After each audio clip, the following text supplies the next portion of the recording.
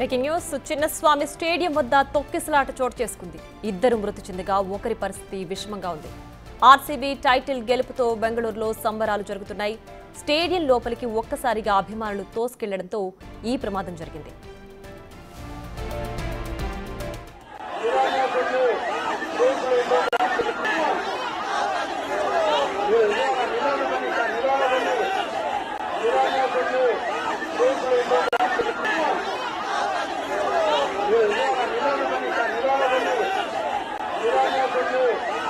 ఇక చిన్నస్వామి స్టేడియం వద్ద తొక్కిసలాట చోటు చేసుకుంది.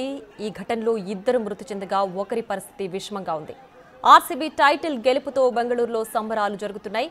స్టేడియం లోపలికి ఒక్కసారిగా అభిమానులు తోసుకెళ్లడంతో ఈ ప్రమాదం జరిగింది.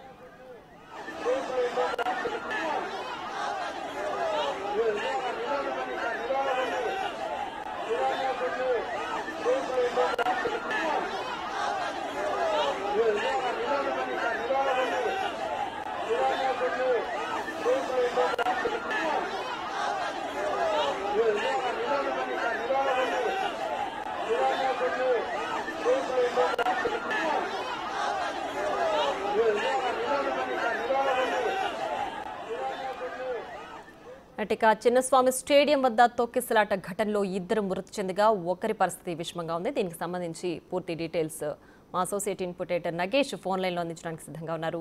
నగేష్, చెప్పండి, ఒకరి పరిస్థితి విషమంగా ఉంది, ఇద్దరు మృతి చెందారని చెప్తున్నారు. ఏంటి దీనికి సంబంధించి డీటెయిల్స్? స్టేడియంలోకి ఒక్కసారిగా వేలాది మంది అభిమానులు తోసుకెళ్లడంతో ఈ ఘటన జరిగింది. ఆల్రెడీ కర్ణాటక గవర్నమెంట్ ర్యాలీని నిషేధిస్తున్నట్టు కూడా హోంశాఖ ఒక ప్రకటన విడుదల ఒక లెటర్ ను కూడా ఇచ్చింది. కానీ ఇక్కడ ఏంటంటే అభిమానులు పెద్ద ఎత్తున తల్లి రావడం, విరాట్ కోహ్లీతో పాటు మొత్తం టీం సభ్యులంతా కూడా ఒక బస్సులో వాళ్ళ వెనక ముందు కూడా వెహికల్స్ అన్ని కూడా భారీగా చిన్నస్వామి స్టేడియం కి తరలి వెళ్ళాయి. ఈ క్రమంలోనే పెద్ద ఎత్తున అభిమానులు వేలాది మంది చేరుకున్నారు. కానీ కేవలం పాసులు ఉన్న వారిని అనుమతిస్తామని చెప్పి అక్కడ హోంశాఖ ప్రకటించింది. పోలీసులు అదే రీతిలో పాసులు ఉన్నవారినే లోపలికి వెళ్ళడానికి వాళ్ళు అనుమతి ఇచ్చారు. కానీ పోలీసుల్ని తోసుకుంటూ వేలాది మంది అభిమానులు ఒక్కసారిగా లోపలికి వెళ్ళడానికి ప్రయత్నించారు. దాంతో ఇద్దరు స్పాట్ లోనే మృతి చెందారు. చాలా మందికి పలువురికి గాయాలైనట్టుగా తెలుస్తోంది. మరికొంతమంది పరిస్థితి కూడా విషమంగా ఉంది. ఆర్సీబీ ఆటగాళ్లకు సన్మాన కార్యక్రమంలో ఇది విషాదం అని చెప్పొచ్చు.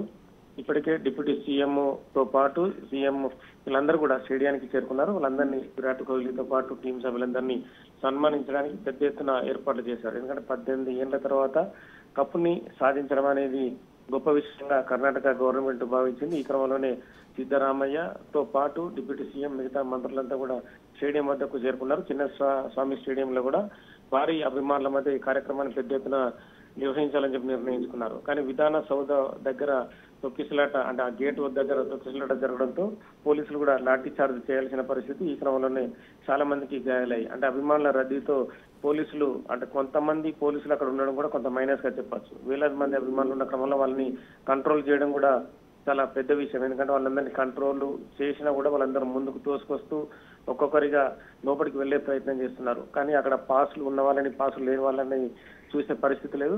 చాలా మంది చిన్న పిల్లల్ని కూడా స్టేడియం వద్దకు తీసుకొచ్చారు. అందరూ రోధిస్తున్న పరిస్థితి. పెద్ద ఎత్తున అభిమానులు రావడంతో పోలీసులు వాళ్ళందరినీ కంట్రోల్ చేయని పరిస్థితి. ఒకసారిగా గేట్ ని వాళ్ళు తోసుకుంటూ లోపలికి వెళ్లడంతో ఒకరిపైన ఒకరు పడిపోయారు. స్పాట్ లోనే ఇద్దరు చనిపోయారు. చాలా మంది గాయాలు జరిగాయి. ఎవరైతే గాయపడ్డవారనో వాళ్ళందరినీ కూడా ప్రథమ చికిత్స అందించడానికి కూడా పోలీసులు శతవిధాలు ప్రయత్నించారు. ఎందుకంటే వాళ్ళందరినీ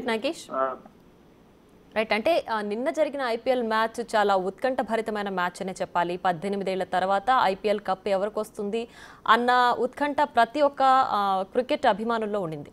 సో ఇలాంటి సందర్భంలో క్రౌడ్ మేనేజ్మెంట్ ఎలా ఉంటుంది అన్న విషయం అటు సెక్యూరిటీ సిబ్బంది కానీ లేదంటే పోలీసు భద్రతా విభాగం కానీ వీళ్ళు కరెక్ట్గా మేనేజ్ చేసుకోలేకపోయారా ఈ ఘటనకు సంబంధించి? అంటే మేనేజ్ చేసుకోవడం అంటే విజయోత్సవ ర్యాలీ అంటే విధాన సౌధ నుంచి చిన్నస్వామి స్టేడియం వరకు విజయోత్సవ ర్యాలీ చేయాలని చెప్పి మొదట భావించారు. ఎందుకంటే ఆర్సీబీ టీం ని బస్ పైన అంటే ఓపెన్ టాప్ జీప్ల పైన తీసుకెళ్లాలి, విరాట్ కోహ్లీతో పాటు టీం మెంబర్లందరినీ కూడా ప్రజలకు చూపించే విధంగా తీసుకెళ్లాలని భావించారు.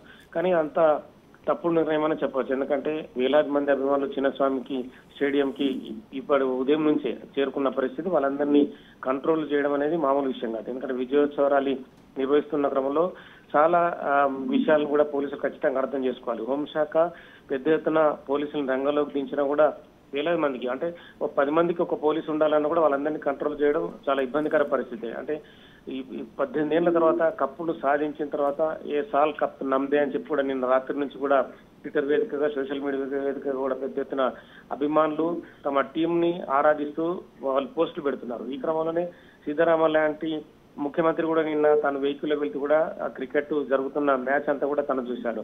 అలాగే డిప్యూటీ సీఎం కూడా ఖచ్చితంగా తను ఆర్సీబీ టీంను ఆరాధిస్తున్నాడు. ఈ క్రమంలోనే అభిమానులు పెద్ద ఎత్తున, అంటే నిన్న రాత్రి నుంచే ప్రకటన చేశారు, ఇవాళ రాయల్ ఛాలెంజర్ బెంగళూరు టీం కి ఖచ్చితంగా భారీ ఎత్తున సన్మానం చేయాలని చెప్పి.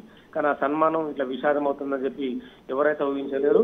ఖచ్చితంగా పోలీసులు అయితే ఇది వైఫల్యంగా చెప్పొచ్చు. ఎందుకంటే చాలా మంది, అంటే వేలాది మంది అభిమానులు కంట్రోల్ చేయలేక తొక్కిసలాట జరిగిన దానిపైన ప్రస్తుతం అయితే స్టేడియం పై వద్ద ఉన్న, అంటే ఆ స్టేడియం పైన ఉన్న సిద్ధరామయ్య కానీ మిగతా డిప్యూటీ సీఎం కూడా వాళ్ళందరూ కానీ ప్రస్తుతం అయితే అభిమానులను కంట్రోల్ చేసే విధంగా వాళ్ళకు పోలీసులకైతే ఆర్డర్స్ ఇచ్చారు. హోంశాఖ మంత్రి కూడా ప్రస్తుతం అయితే పరిస్థితిని పర్యవేక్షిస్తున్నాడు. బయట ఉన్న అభిమానులందరినీ సమన్వయం పాటించాలని చెప్పి పోలీసులు మైక్ల ద్వారా హెచ్చరిస్తున్నారు. కానీ ఏ ఒక్క అభిమాని కూడా ఖచ్చితంగా తమ జరిగే ఎవరైతే క్రికెట్ సంబంధించిన విరాట్ కోహ్లీ కావచ్చు, మిగతా ఎవరైతే పట్టిదార్ వీళ్ళందరూ ఉన్నారో వాళ్ళందరి ఖచ్చితంగా సన్మాన కార్యక్రమం చూడాలని వాళ్ళు పెద్ద ఎత్తున లోపలికి తోసుకొస్తున్న పరిస్థితి. కానీ విజయోత్సవాలు మాత్రం విషాదంగా మారింది. 2 అయితే మృతి చెందారు. ఇంకెంతమంది ఇందులో మృతులు ఉంటారు, గాయపడ్డ వాళ్ళ పరిస్థితి అని కూడా కాసేపటి తర్వాత తెలిసే అవకాశం ఉంది. Right Nagesh, thanks for the updates.